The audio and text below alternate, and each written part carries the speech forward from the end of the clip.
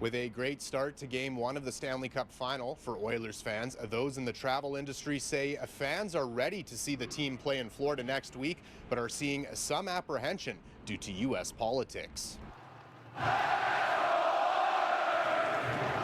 Although it was tense, the Edmonton Oilers managing to squeeze out an overtime victory, and fans are hopeful for the series ahead, hopeful enough to begin booking trips to Florida.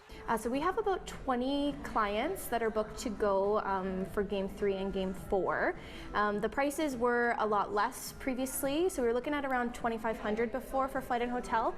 That has now since doubled. Still probably cheaper than seeing a game at home in Edmonton, but Melissa told me with travel gurus telling me the number of Edmontonians she's seen book trips to see out-of-town games has gone down compared to last year as tensions between the two countries grow. Definitely seen less people going for the out-of-town games than we did see last year.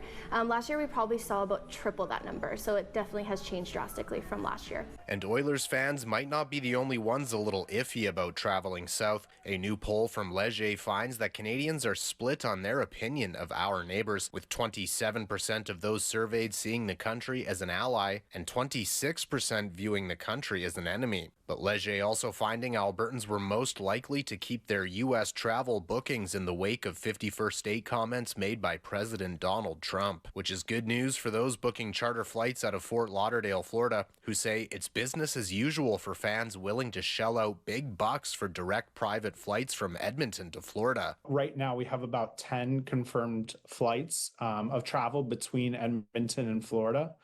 And as the series goes on, we expect that number to jump. So we could use a heavy jet, which would seat typically up to about 15 passengers. And for that, you'd be looking somewhere, I would say, between the $60,000 and $70,000 range for the one-way. Oilers face off against the Florida Panthers Friday here in Edmonton before hitting the road to play in Florida next week. Reporting from Edmonton, Darcy Ropchan, City News.